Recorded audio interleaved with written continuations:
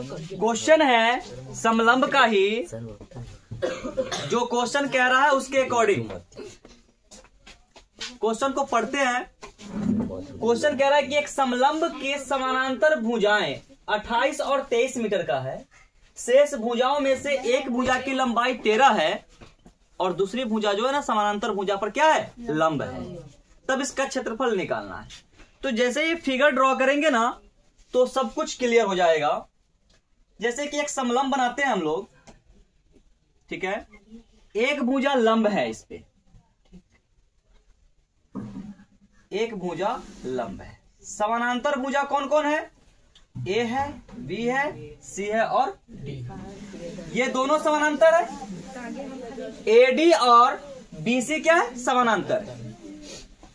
जिसमें क्या कह रहा है कि बड़ी भुजा 28 है, मतलब ये कितना है 28 मीटर, ठीक है। और छोटी भुजा कितनी है 23 मीटर। तो ये हमारा कितना हो गया 23 मीटर। और एक लंब है इस पे, यहाँ पे 90 डिग्री बन रहा है और ये इसकी माप है 13 मीटर, ठीक है। अब इसकी लंबाई पूछा, तो समलंब का क्षेत्रफल बराबर होता है 1/2 इंटू समानांतर भुजा का योग इंटू ऊंचाई, होता है ना। तो समानांतर भुजा का माप दिया गया लेकिन इस ऊंचाई का मान नहीं आया है, तो निकाल लेंगे ना इसको हम। कैसे निकालेंगे, तो देखिए सबसे पहला काम क्या है कि डी से ना बीसी पर इसके समानांतर एक लंब खींच देंगे, ठीक है ना। यहां से एक लंब को अगर मिलाते हैं हम, ये लंब हो गया ना, डीई। डीई क्या है, लंब है। जितना माप इसका है उतना ही माप ना इसका होगा। और यहां पे 90 डिग्री का एंगल बन रहा है, क्लियर है। अब देखो कि डीईसी एक समकोण त्रिभुज हो गया। डीईसी क्या हो गया, समकोण त्रिभुज हो गया। जितना माप इसका है उतना ही माप ना बी का होगा, क्योंकि अब ये तो आयत बन गया ना, क्योंकि इसकी चारों कोण 90 डिग्री हो गया और आमने सामने की भुजा क्या हो जाएगी, बराबर हो जाएगी। तो ये 28 था कब तक, बी से लेकर के सी तक, लेकिन बी से ई तक के क्या है, इतना ही दूरी होगा ना। मतलब यहां से यहां तक के 23 है, तो ये भी कितना होगा 23 मीटर का होगा। और बचा हुआ दूरी जो 5 है वो 5 मीटर कौन सा है, ये वाला है, क्लियर है ना। अब देखिए क्या है क्वेश्चन में दिया गया, क्या क्या है, समानांतर भुजा में से एक को हम ए मानते हैं ना, तो ए कितना है 28 मीटर और बी कितना है 23 मीटर, ठीक है। ये दिया गया। असमांतर भुजा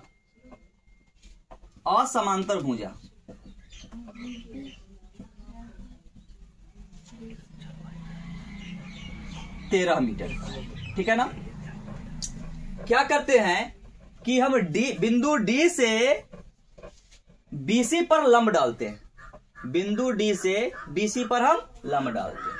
चूंकि बिंदु डी से, चाहे शीर्ष डी से, हम शीर्ष डी भी कर सकते हैं, शीर्ष डी से बीसी पर लंब डालते हैं। तो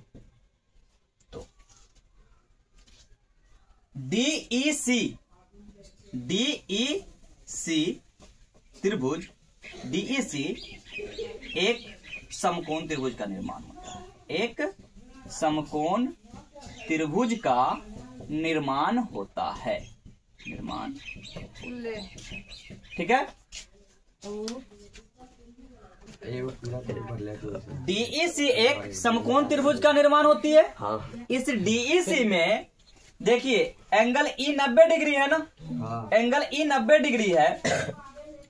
कोण ई बराबर है कितना 90 डिग्री तथा 90 डिग्री के सामने की भुजा कर्ण, एच बराबर है, कर्ण को इंग्लिश में हाइपोटेनस बोलते हैं, तो एच बराबर कितना हो जाएगा 13 मीटर। और इसकी आधार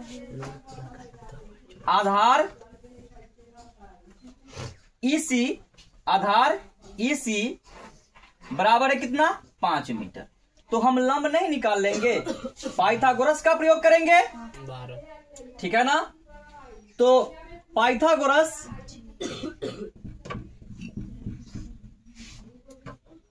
प्रमेय से, पाइथागोरस प्रमेय से, ठीक है ना।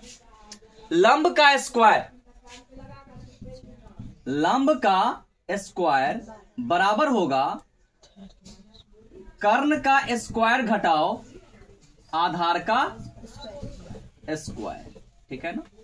मतलब अगर लंब की बात करें तो लंब हमारा है डीई का स्क्वायर बराबर हो जाएगा डीसी का स्क्वायर घटाओ ईसी का स्क्वायर, ईसी का स्क्वायर।